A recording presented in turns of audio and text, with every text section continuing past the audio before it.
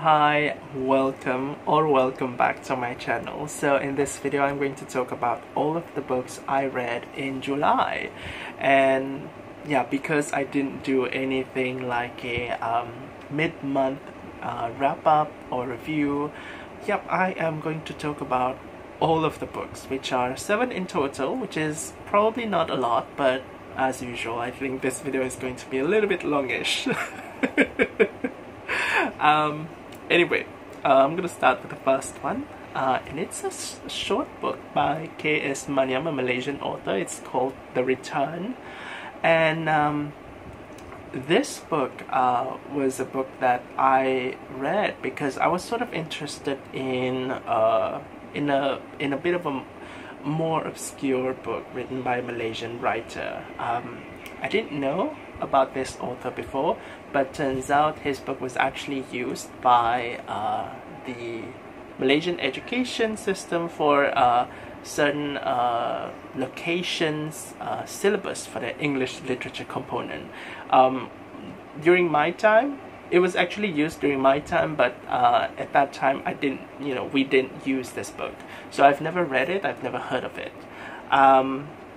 So what is The Return about? It's a historical fiction / domestic fiction about this boy, Ravi, who is an Indian Malayan, I would say, at that time, because this book starts out before the independence of Malaya.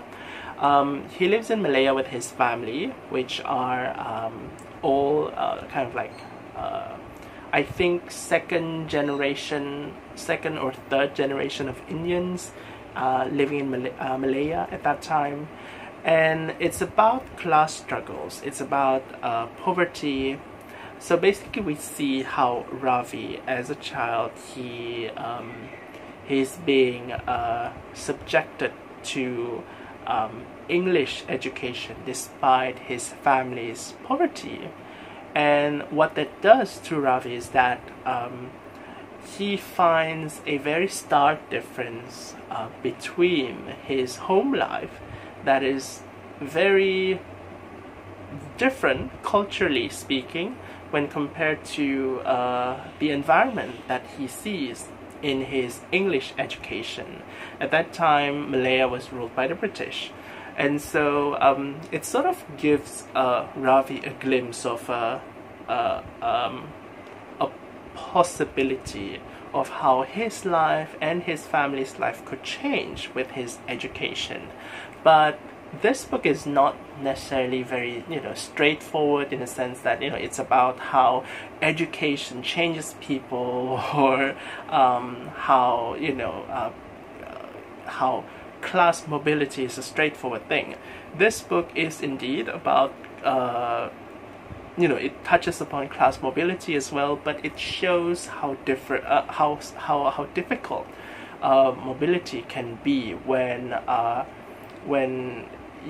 the system is constantly working against you, and at the same time when that happens, the people who are subjected to the damaging system, they're not going to be like so relaxed, so happy, that they're not going to be like so emotionally stable all the time that they would make the right decisions all the time. So it definitely shows how that influences the life of people, especially those who live in poverty, and the kinds of decisions that they make, and the kinds of justifications that they make in their efforts in order to change their lives or their families' lives. It's a very nuanced book, I think, and I really like the way this book ends.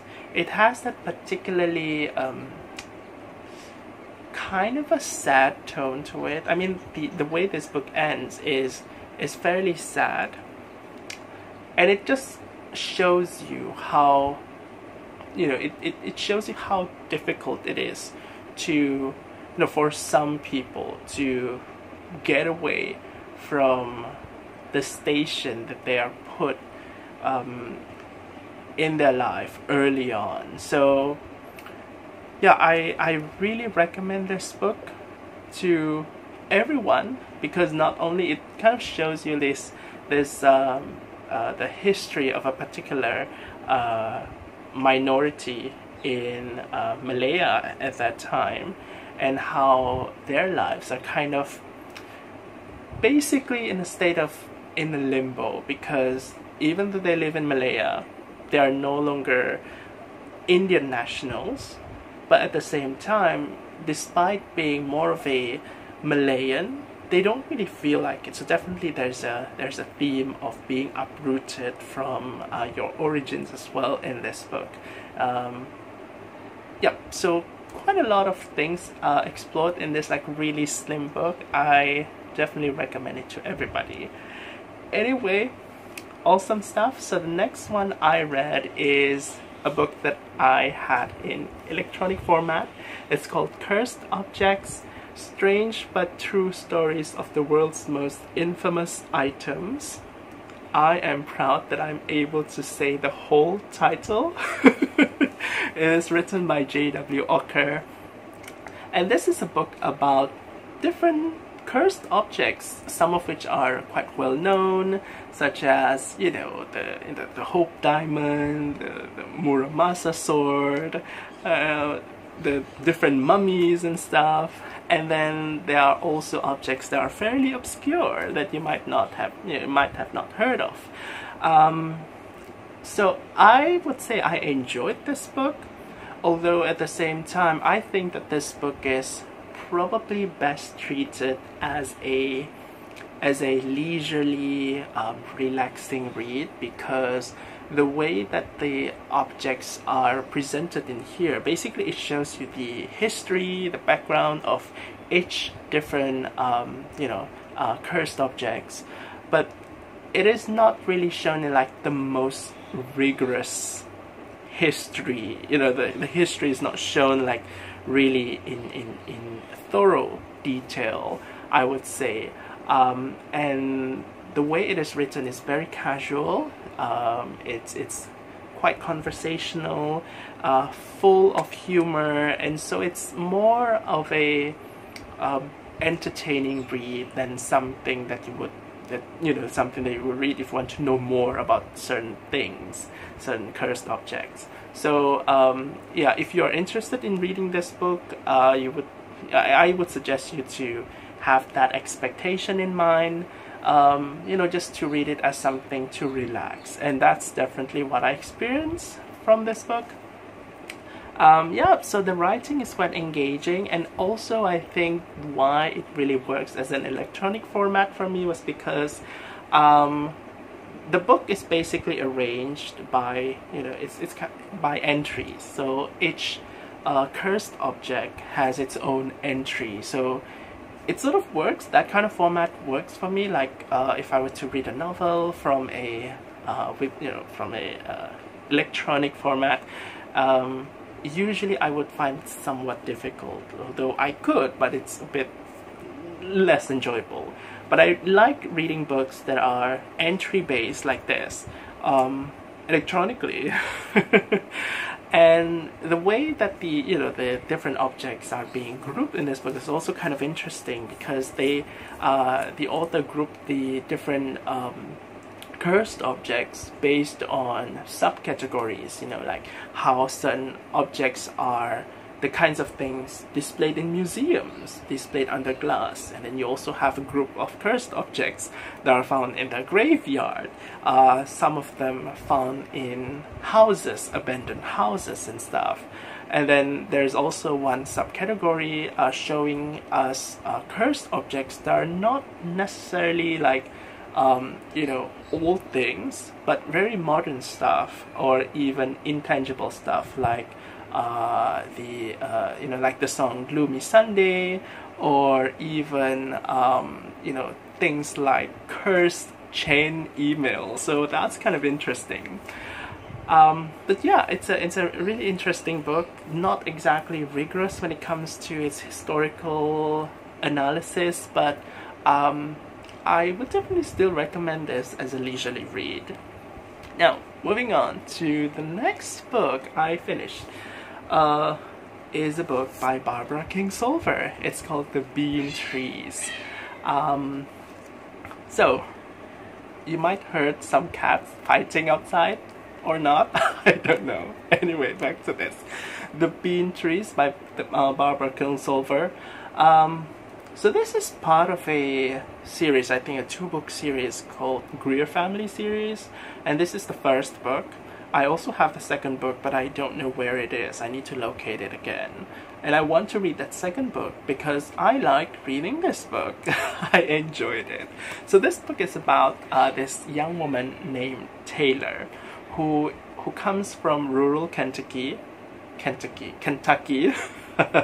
and she lives with her mother, and they sort of live in poverty. And fighting cats outside.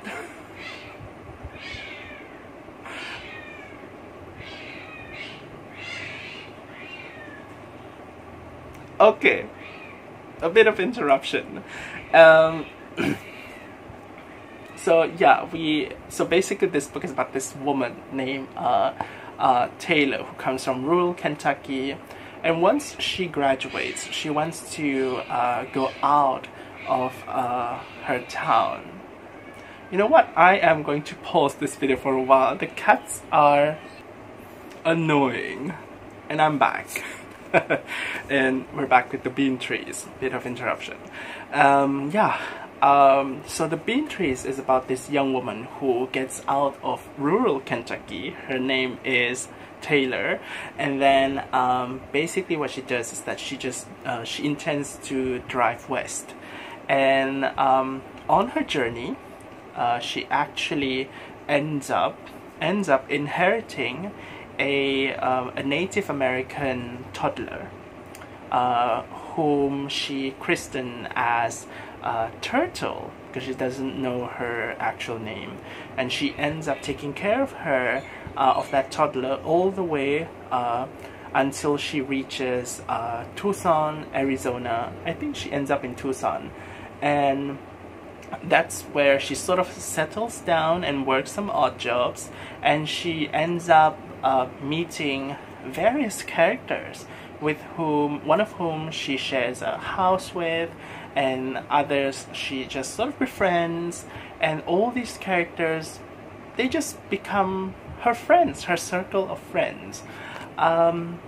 So this book is one of those books that I feel I was really lucky to have discovered, because I think before this book, most of the books that I've been reading were generally kind of gloomy, sad, about people fighting, quarreling,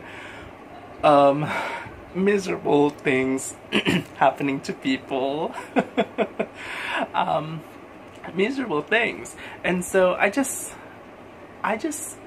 you know, I was so happy that I was able to get this book and read something that is a little bit happier.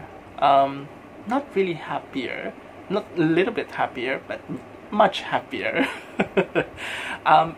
One of the complaints that I usually see from some reviewers is that they think that the characters here are unrealistic.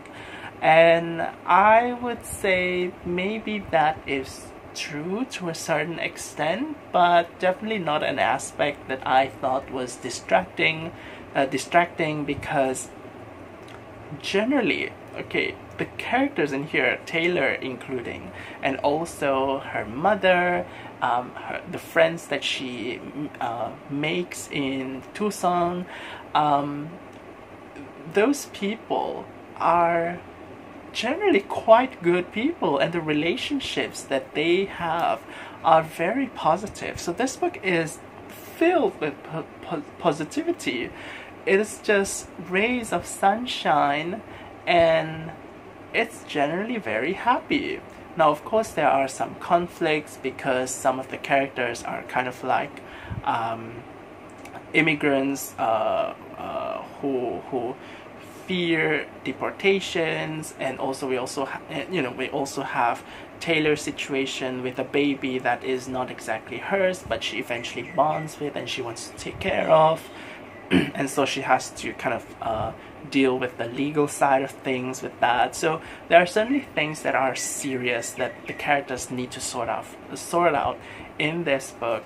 But generally, the relationships of the characters with each other, they're just, it's like those people who are immature in experience, because we have quite a number of young people in here who are immature when it comes to experience, but they are mature when it comes to emotions, which is kind of hard to come by these days, emotionally mature people in a book.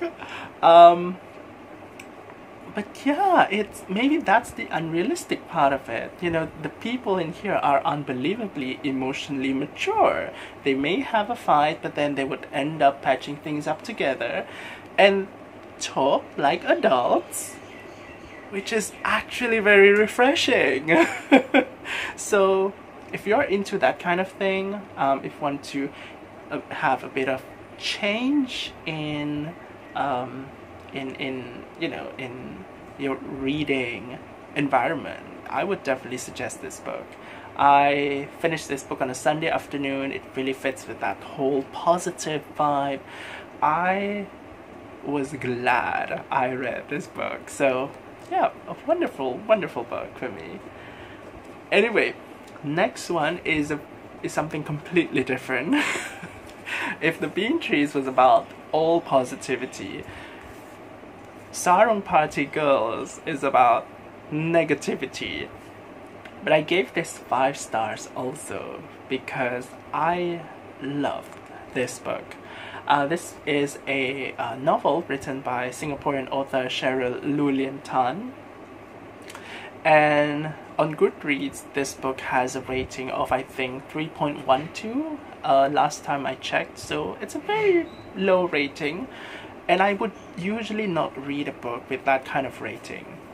Another thing about this book is that it's sort of marketed as Emma, set in modern day Singapore, which I thought is just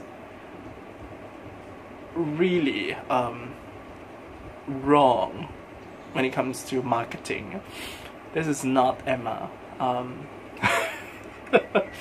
Anyway, what is this book about? It's about this young woman who lives in Singapore. Her name is Jazeline, and she belongs to a middle-class Chinese family. And Jazeline has one goal in mind. She wants to marry a white husband so she can have a better life, because a white husband is considered as a social status. So what she usually do is that she would often frequent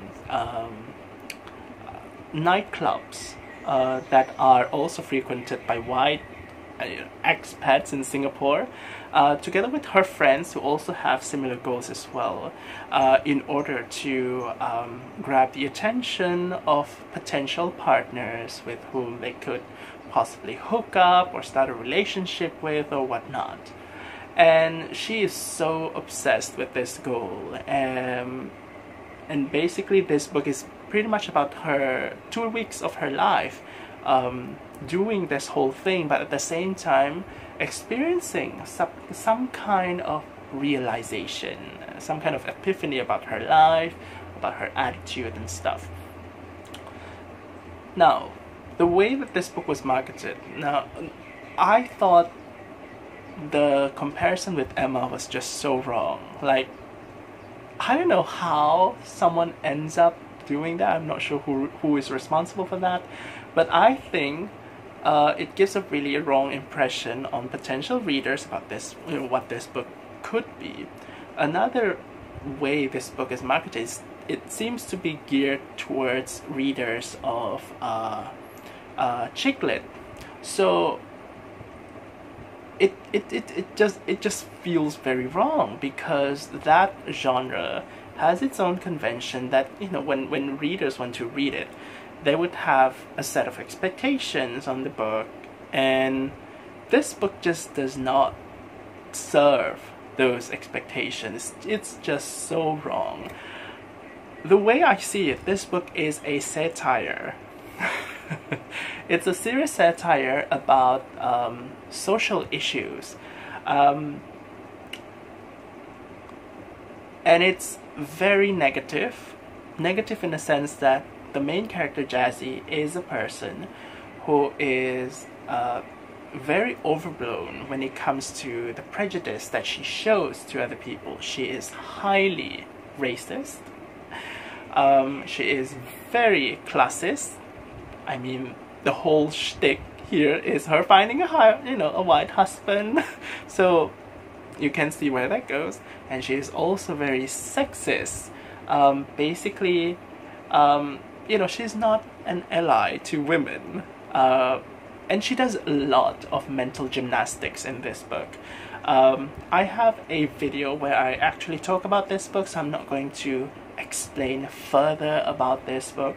But I'm just gonna say, if you're interested in reading a book that sort of shows you a certain flavor of classism, sexism, and racism that you could find in the region of Singapore and maybe Malaysia, this book is a good book to pick up, because I think the way it is written is that nearly all of the characters, especially the protagonists, are portrayed as people who are just very sleazy, who have questionable attitudes towards other people. But it comes across to me as very exaggerated as well. So to me, this is a satire, and it is also very funny, and the humor is more of a dark humor. It's not the kind of humor that would make you feel comfortable. You would definitely feel quite uncomfortable with many of the things that happen in this book. So yeah, trigger warnings aside from all the flaws that the protagonist has. I think there are also references to I would say there are references to SAs here, sexual harassments as well, especially I think those ones are the major ones, I think. If you feel comfortable about that, you might want to reconsider reading this book. But this is a book that really just shoves, you know, down your throat all of those crazy racist ideas, sexist ideas, and just, you know, puts them all into this like really wacky clump of prejudice and just throws it at you. That is what this book is. It's not a book where, you know, the character just sort of ends up in a relationship and have a happily ever after. Is that a spoiler alert? No, I don't think that's a spoiler alert. Anyway, if you're interested in that kind of book, check this one out. Yeah, I really want to help this book find the right audience. Next one is a short story collection. It's by Rattawut, Lapcharoensap. So this is called Sightseeing. I also have a video talking about this book, so I'm not going to like talk more about it. In that video, I talk about the stories that I like in this short story collection. So yeah, what is this book about? So the author is Thai American, and the stories in this book, they are generally about life of people who live in Thailand, different kinds of people. Now, my impression of this book, of this entire collection, is that I actually have, you know, I'm just gonna say I do have certain skewed expectation on what Thailand is, because I've never been to Thailand, so I don't know. And I have gaps in knowledge, just like everything else. And when I read this book, I sort of had this experience where most of the things written in this book, the stories, the characters, they're generally about things that are universal. And so it sort of challenged my skewed perception as to what Thailand as a country or as a society is. Because much of the stories here, they are about things that are very relatable, things that people all around the world would generally recognize as something that they deal with as well. We're talking about dysfunctional family, a broken family, family relationships as a whole. You have friendship as well. You have class struggles. You have people dealing with their identities and stuff. So poverty, things like that. It is about, the stories are about topics that are very easily recognizable. And what I like about this book is that it shows you how a place that usually has the reputation of being exotic is in fact not exotic at all. And that is something I feel really strongly about. And I really appreciate books that just pretty much dispels the notion of exoticity, how exotic a place is, and just shows you a side that is just very normal, very human. And that's what I really appreciate about this book. Again, I have a video talking about this book. You can check that out for more of my comments. But I would recommend this book to everyone out there. In terms of the writing, I feel that this book is not particularly strong when it comes to voice, and I think for me, in writing, voice is really important, especially if it's a short story where different stories are about different things, so you can expect to have different voices in different stories. But many of the stories, they sort of have the same vibe, the same voice, and it just feels kind of bland to me. But in terms of the content, I explained earlier, I appreciate that. So yeah, those are my comments on Sightseeing. Now moving on to the next one. It's called The Girl Who Reads on the Metro.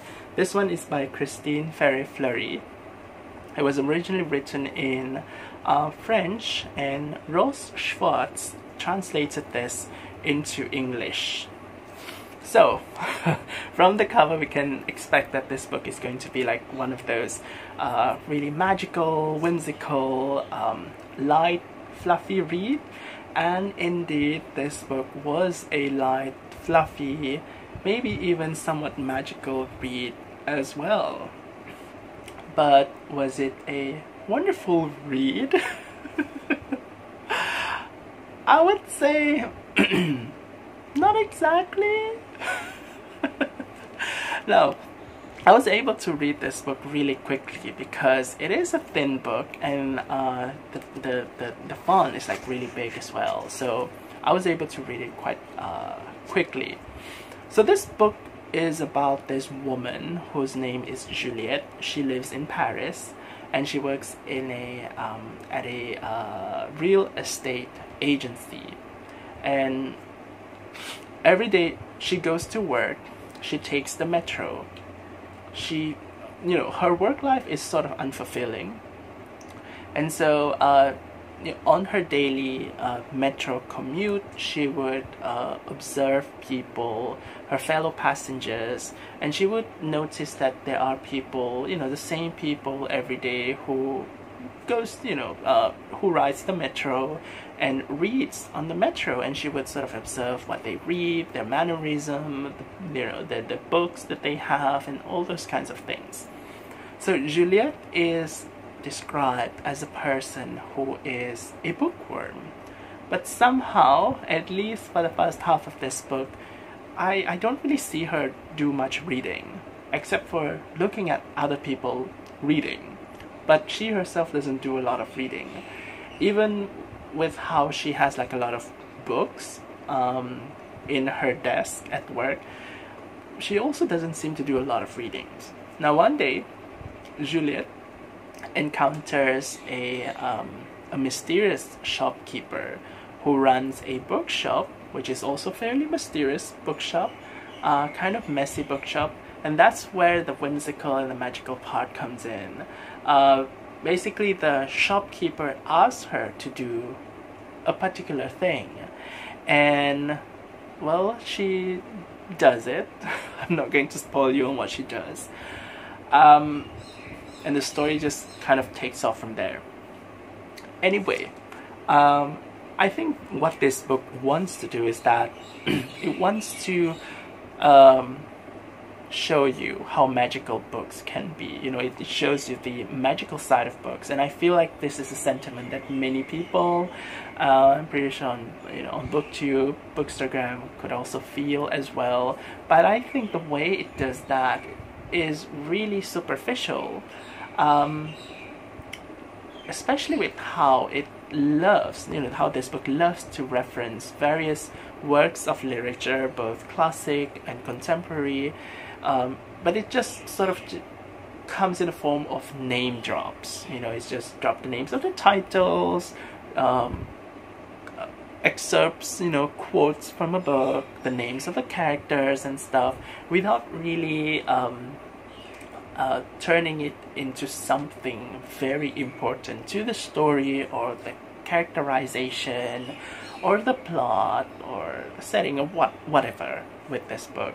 So it's just name drops. I thought it was kind of pretentious, kind of annoying as well, because you could have done so much with all those references.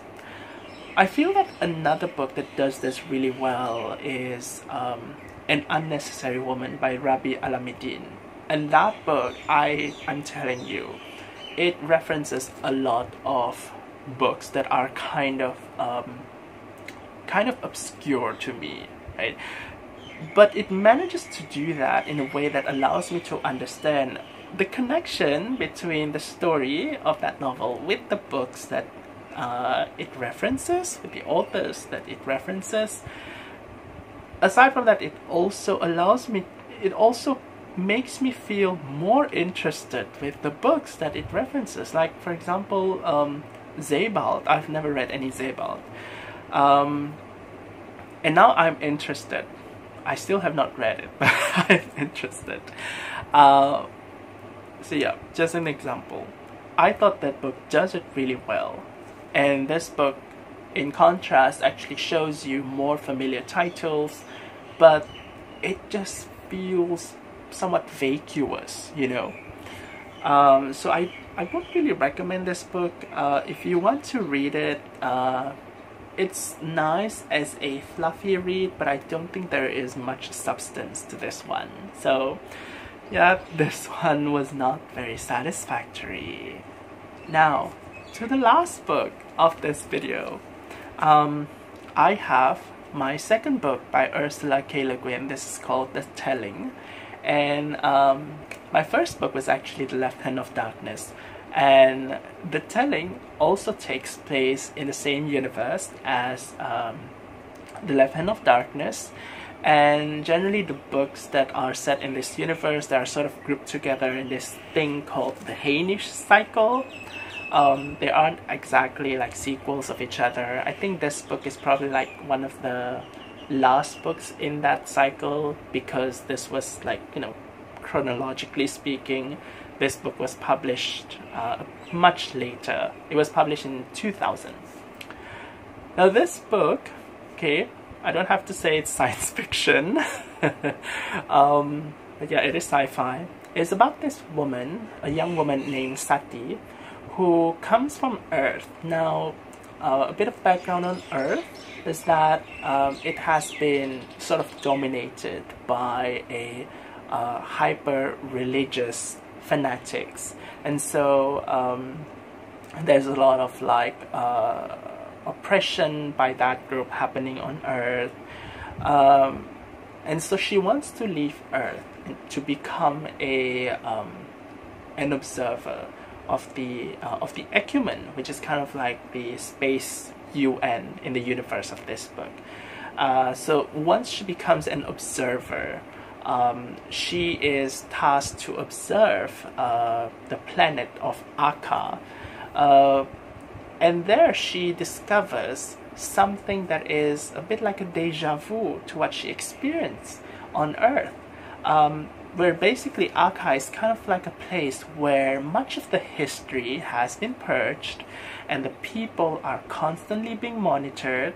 They are constantly being fed with propaganda, except while on Earth the propaganda is usually religion-based. On Akka, religions are generally banished, superstitions are banished.